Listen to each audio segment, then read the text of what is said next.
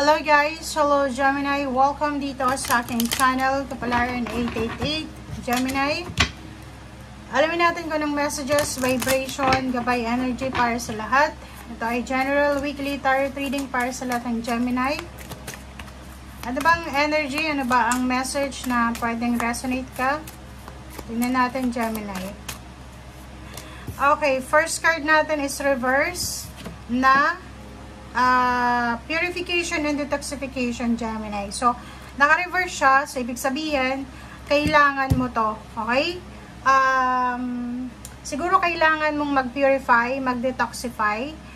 Unahin mo siguro yung yung mindset mo. Okay? Kasi oras na daw para i-release yung mga physical and energetic toxins na naandyan sa buhay mo na nakakasira sa diskarte or sa pagpasok ng, nakaka-block sa pagpasok ng swerte sa buhay mo. Okay? So, sinasabi sa'yo dito na purify and detoxify. Okay?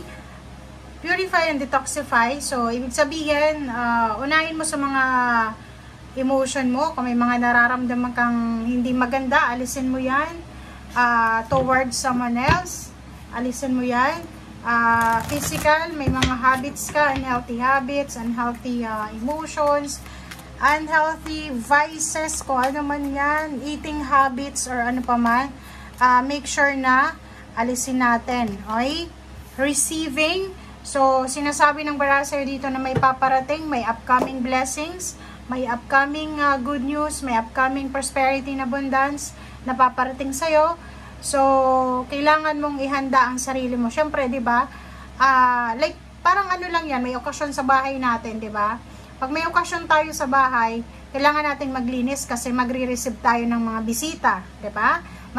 May celebration na magaganap like sa probinsya kung may fiesta. Kailangan maglinis, kailangan ganito ganyan kasi may bisita tayo. So, 'yun, dito sinasabi, kailangan mag-purify, mag-detox, okay? Alisin yung mga physical and then energetic toxin sa buhay kasi may paparating na biyaya para may space, Gemini, yung blessings na paparating sa buhay nyo. Pag medyo empty na yung mga kung ano man ang nasa buhay nyo, okay? Parang ganun lang yun. Para pagpasok ng biyaya or pagpasok ng bisita ay malinis, may pwesto silang paglalagyan, okay?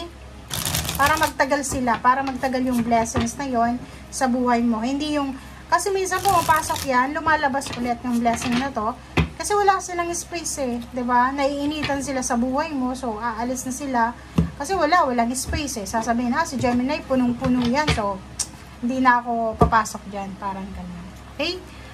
Nine of Wands, wow! So nakikita ko dito na may paparating talaga sa'yo, may upcoming exciting events, na posibleng magdadala sa'yo ng motivation, confidence, and then nakikita ko yung ngiti sa labi mo, nakikita ko yung yes, it's a yes, it's either a culmination, graduation, parang ganon, it's a positive endings and new beginnings ito para sa'yo.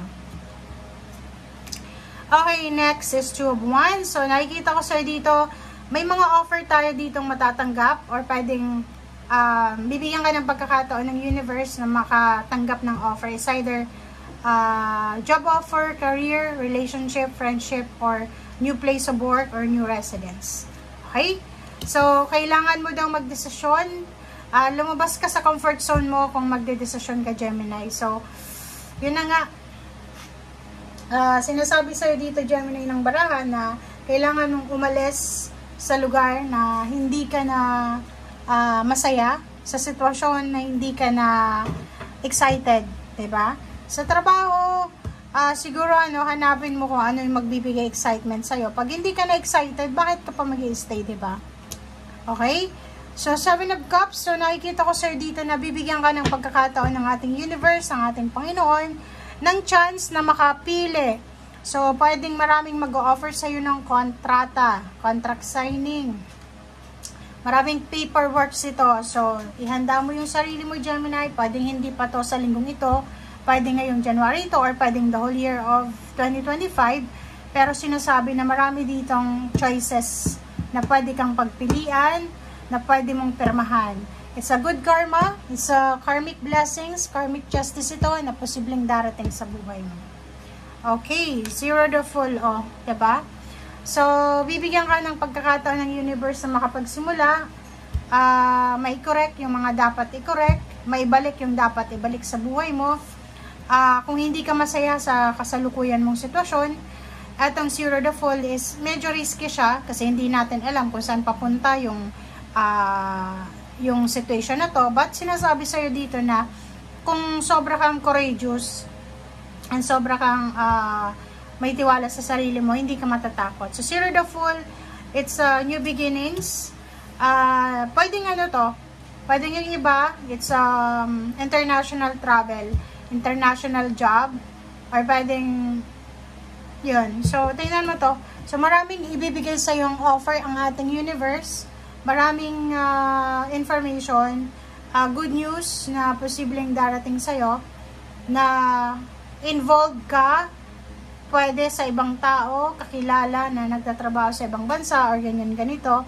And nakikita ko sir dito na yung zero the full na to is makakatulong to para sa'yo. Makapagsimula ka talaga ng bagong buhay. Pwede nyo iba, gustong bumili ng bagong sasakyan, mag-travel, lumipat ng bahay, lumipat ng workplace, di ba? Yung parang may business siya sa probinsya, gusto niyang mag-business sa city, gusto niyang like nasa ibang bansa na siya, gusto niyang lumipat sa mas stable na bansa, parang ganon. So yun, it's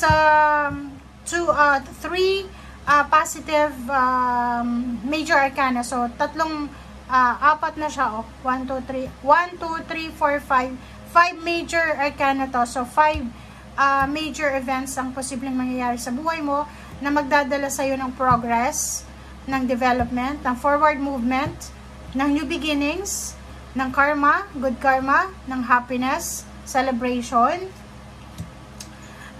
na posibleng minamanifest mo or wini-wish ang ibang tao. Okay?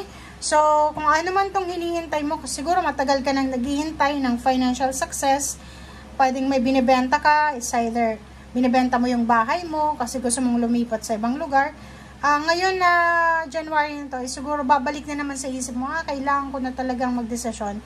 As soon as possible, gusto ko na itong gawin. So, kung makikita mo dito, yung ibang Gemini na nasa city, parang iniisip nila, maghahanap ako ng lupa sa barangay, sa probinsya, dahil gusto ko doon tumira, parang ganun. Gusto kong doon mag-retire, ganyan, ganito. So, nakikita ko yung 10 of coins.